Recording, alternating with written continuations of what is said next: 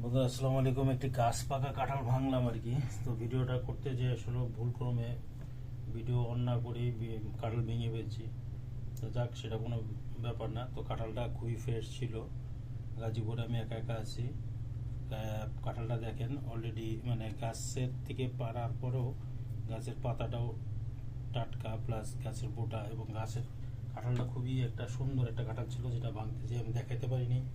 এবং দর্শক ভাইদের উদ্দেশ্যে আমি একটা ইম্পর্টেন্ট কথা বলছিলাম, যে জিনিসটা আবার বলার জন্যই কথাটা বলতেছি। আমি চেষ্টা করি কোনো কাঁঠাল বা তরমুজ এই জাতীয় জিনিস সিজন আসলে শুধুমাত্র সিজন আসছে আর কিনে খাচ্ছি এরকমটা না। সিজন আসলে পরে যখন মৌসুমটা পুরোপুরি হবে তখনই কিনে খাওয়ার চেষ্টা করুন। না হলে পরে খাওয়ার ভিতর বা পাকানোর ব্যাপারে অনেক ধরনের কীটনাশক বা মেডিসিন ইউজ করে এগুলো পাকায়। এগুলো শরীরের জন্য অনেক ক্ষতি হয়। যার কারণে আমার দর্শক ভাই বিন্দুকে বলবো, যখনই কোনো সিজনের ফল খাবেন পুরোপুরি মার্কেটে আসার পরে খাবেন। তো এই 40 টাকা দামের কাঁঠালটা বন্ধুরা এতটাই সুন্দর হয়েছে কাঁঠালটা, আমি আসলে পুরোটা ভিডিও করতে চেয়েছিলাম তো পারি না।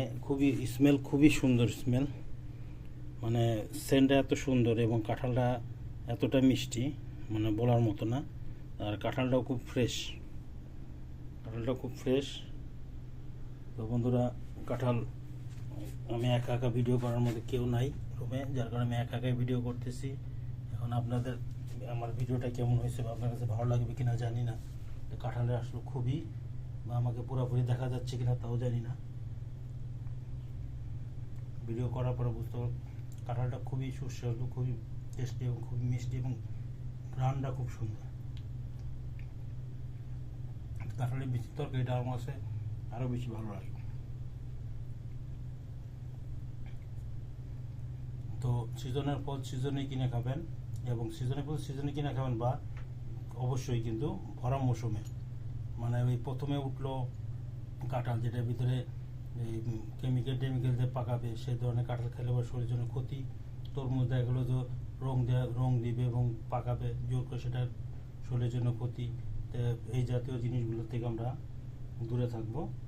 আমরা সিজনে খাবো, কিন্তু কয়েকটা দিন সবুর করে। বেশি দাম দিয়ে খাবো, ভালো জিনিস খাবো না।